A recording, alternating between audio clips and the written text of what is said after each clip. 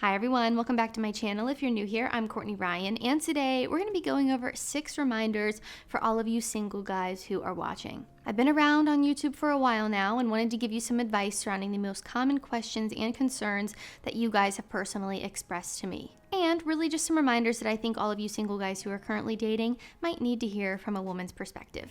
Before we get started, big thank you to Factor for sponsoring today's video. Factor makes meeting your nutrition goals easier than ever by delivering fresh, never frozen, dietitian-approved meals right to your doorstep. Their team of gourmet chefs create each meal using only ingredients with integrity to help you feel your best all day long. This spring, get Factor and enjoy clean eating without the hassle. Simply choose your meals and enjoy fresh, flavor-packed meals delivered to your door, ready in just 2 minutes, no prep, no mess. Just heat, eat, and enjoy. With 34 chef-prepared, dietitian-approved weekly options, there's always something new to try. Plus, you can round out your meal and replenish your snack supply with an assortment of 36-plus quick bites, smoothies, juices, and more satisfying add-ons. Prioritizing my health and wellness is a top priority for me, and Factor saves me so much time and is my go-to lunch when I don't want to cook during the day. They have so many nutritious options for keeping my fridge well-stocked and offer options that make it easy to stick to my wellness goals. I'm obsessed, and I personally do the Calorie Smart option and find it to be very filling, and I just love it. So head to factor75.com or click the link below and use code Courtney40 to get 40% off of your first Factor box. My first reminder is to find happiness and fulfillment in other ways. I know sometimes when you're single or you don't have a girlfriend, it can feel like, oh, if I had a girlfriend, I would be happy. If I was in a relationship, I would be happy. A lot of people tend to have this I'll be happy when mindset, and even if it's not about a relationship or a woman, you can replace that with anything else, and it still will just put too much emphasis on certain circumstances in order for you to be happy or to feel fulfilled. And while being in a healthy relationship should absolutely bring you fulfillment and enjoyment and happiness, it should not be the sole proprietor of those things. Finding fulfillment and happiness outside of a relationship is crucial for your personal growth and overall well-being. And while relationships can absolutely bring you joy and companionship, they should not be the sole source of happiness or validation in your life. And there are a few reasons why it's so important to find this fulfillment and happiness outside of your relationship. The first one being that when you focus on your own interests or hobbies or personal goals, you develop a stronger sense of self. And this helps you become more confident, more independent, which then can benefit you in all areas of your life, and specifically in the future, a romantic relationship. This also helps you to avoid being codependent. If you rely solely on a relationship for all of your happiness, it can quickly become a codependent relationship where both of you are 100% reliant on each other for your emotional well-being, which is not healthy and can lead to feelings of suffocation, resentment, stage 5 clinger vibes, which we do not want to be doing. And when you do have happiness and fulfillment in your life outside of just your relationship, you're going to be less likely to place very unrealistic standards on your partner to create happiness and fulfillment for you. You're also going to be less likely to settle for someone that you're not actually compatible with. So this finding joy and fulfillment point will look different for each of you, but really try to explore and figure out what makes you excited about life, what brings you joy. Maybe it's your career, maybe it's a fun hobby or interest or a passion you've wanted to pursue. Do a little exploring and figure out what that looks like for you, but I think it really is important to make sure you are doing this before you enter a romantic relationship, and even making sure that you continue it once you do get into one. The second reminder is that you have to put in effort. Contrary to popular belief, aka lies we see on the internet, it probably won't happen when you least expect it, especially if you're never leaving your house. I can almost guarantee that your dream woman is not going to come knocking on your door and just magically land on your doorstep. So you actually have to put in effort to see desired results, the same as most other things in life. Working out, a career, school. If you want an A on the test, you've got to study, right? So dating isn't any different here, and there are some specific things I wanted to highlight just to explain a little bit more. So the first thing you're going to want to put in effort to is yourself. It all starts with you. So putting effort here into the way that you carry yourself, dressing nicely, making a good first impression, making sure you have good grooming habits, trimming your nails. I have done extensive videos on these topics, so if you need a little bit of help, you can definitely go check those out after you're finished here. But I do think it's important to put your best foot forward to make a good first impression, and I do think that this starts with you and the way that you carry yourself and present yourself to the world. Next is actually dating, so putting effort into planning dates, being attentive, making a good first impression on the actual date. This can obviously lead to a second date and potentially a long-term relationship, but it's so important that that effort aspect is there. This might be showing interest, taking initiative, planning the dates. One of my friends is single and she's been dating and started dating this new guy.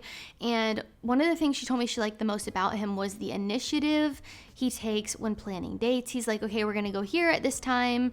He takes initiative, he makes decisions, he's direct, he leads, and she loves that about him. And it's not just her that feels that way. Many women want to be with a man who is gonna take the lead, who is going to take initiative, plan things, make decisions. This is incredibly masculine, it's very sexy, and it helps us feel more feminine. And a lot of you say that you want to be with a feminine woman, so in that case, you have to step up to the plate and take on that masculine role and lead her, take initiative, plan dates. This goes farther than just dates as well, but I do think in the beginning it's really important to take that initiative and plan the dates. So again, it doesn't just stop with planning the dates. Also, commitment requires effort. Making a relationship work takes effort. Communicating takes effort. Every little thing about a relationship requires some effort on your end, so please keep this in mind.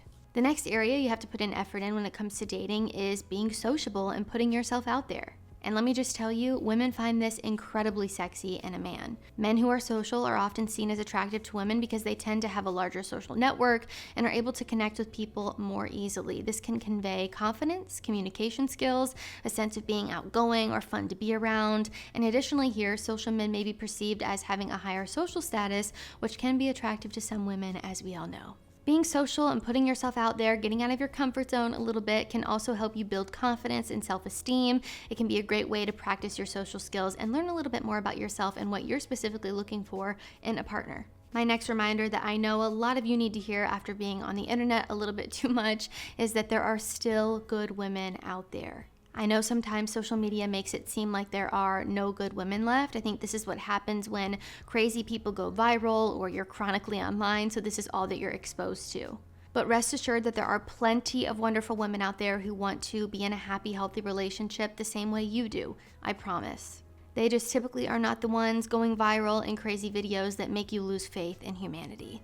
My first piece of advice for this one would be to be patient. I know it's tough, especially when you're feeling very lonely and like you just want to find that person, but it often takes time to find a person that you're compatible enough to build a life with. So take your time, be patient, and don't rush into anything. I think doing that can honestly cause more harm than good in the long run. So take the time to get to know someone and build a connection before necessarily committing to a relationship. Again, you don't just want to be willing to date any woman who is alive and breathing, okay? You should have standards. Another thing that I tell you guys all the time is to look for shared values. So look for women who share your values or interests. You don't have to have every little single thing in common, but I do think it's important to be aligned at least on your values, morals, life goals, the big stuff. This can obviously help you build a stronger connection with your partner and increase the likeliness of a successful long-term relationship. And there are a ton of great women out there, but you have to also be willing to work on yourself and focus on building your own confidence, your self-esteem, your social skills. Working on yourself can help you attract the right person. And I actually have a whole point about this that I'm going to talk about later in the video, so be sure to stick around there. I'm not going to go too in-depth here. My next reminder is to have standards and don't chase women, a reminder that I know so many of you need to hear. Men are allowed to have preferences and standards in dating too, and you absolutely should. I think as long as you're realistic about what you're looking for and you are holding yourself to those same standards that you're requesting from a potential partner, there really is no issue here. And as you know, if you've been here for a while, if you're subscribed, if you've seen any of my videos, you know that I think that you should never ever be chasing a woman. Remember, chasing and pursuing are completely different things, but chasing quite literally means running after someone who is running away from you. We don't want to be doing that. This is how men end up coming across as creepy. This is how men end up in the friend zone. This is how you end up being used. Nothing good comes from this. And keep in mind, I want you to remember that you can invite someone to love you, but you cannot force it. You can't force someone to love you. You cannot force someone to like you. And sometimes, no matter how much you try, no matter how much you chase, you won't change her mind. So you're better off just not wasting your time and be able to walk away from things that are not serving you. So no chasing women, have standards for yourself, and you'll be good to go. My next reminder is to make sure that you're nourishing your friendships too. I think a lot of guys get very tunnel vision focused on a romantic relationship, and they forget that the other relationships in your life are important too, not just the romantic ones. Many men lack friendships or a circle of other men to connect with. These relationships are crucial and shouldn't be neglected. I think it's really important for your physical and mental well-being to connect with other men, to have a circle of great people around you, and to make sure that you're nourishing the friendships in your life. As we know, men are lonelier than ever before, and this isn't just because of a lack of romantic relationships. It's relationships and connections with other human beings in general. Isolation is not good for your mental health, and it's very easy to fall into this trap as we consistently spend more time at home, whether this be working from home, working out from home, sitting behind a screen, you name it. So my advice here would be to make an effort to get out of the house, join a club or a group, take a fitness class, something where you're going to be meeting new people and expanding your network. I think this can absolutely work wonders on your mental health. I even notice a really big difference in my mental health when I make sure that I'm spending time with friends and nourishing my friendships too, and not just my romantic one. So get out there, get out of your comfort zone. I know for a lot of you this will be a little bit tough, but meeting new friends will make a huge difference in your life, or just making sure that you're nourishing the friendships that you already have. I actually just started a Facebook page. My thought here is to really build a closer knit community and allow you guys to have a space where you can connect with each other, meet each other, and just kind of share what your thoughts and feelings have been, or anything you're going through, things like that, just to connect with each other a little bit more. So I'll link that down below. Again, we're just getting started. I have not made a post. I think it has like 10 likes or something at the time that I'm filming this. So it's definitely a work in progress. We're just getting started, but be sure to go like that and join if you're interested. And my next tip is to enjoy your own company and actually be someone that the person you want to be with would want to be with too.